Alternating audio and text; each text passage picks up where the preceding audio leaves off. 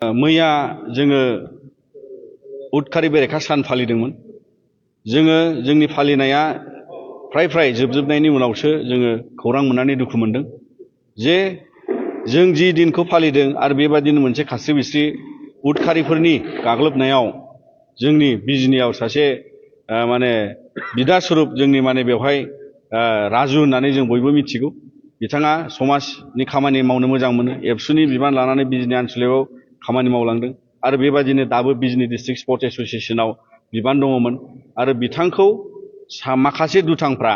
गाग्लोबनानै माने बिथाङा रुंसारि जाबाय आरो जों नुनो मोनबाय, जों मिथिनो मोनबाय जे पुलिसा दायनिगिरिफोरखौ खाबाय माखासे आरो गासैखौबो बिथांमोनखौ हमजोबनांगौ, एरेस्ट खालामनांगौ आरो गोख्रोङै आयेन बादियै बिथांमोनखौ माने साजा होनांगौ, जिहेतु बिथांमोना बेबादि मोनसे टेरर बा बेबादि मोनसे उदखारिनि खामानिजों जोंनि सासे मोजां सुबुंखौ बिथांमोना दिनै आद्रा खालामनानै खोमालांबाय आरो बियो दुलाराय बर' फरायसा आफादा बिनि सायाव जोङो दुखु फोरमायनायजों लोगोसेयै जाहाथे माने पुलिस बिफाना नायबिजिरनानै गोख्रोङै बा बिथांमोनखौ माने जि साजा मोननांगौ आयेन बायदि बिथांमोननो मोनहोथारगोन होननानै जोङो माने दिनै खावलायबाय आरो मोनहोथारनांगौ होननानै जोङो दिनै बिथांमोनखौ नारसिनो।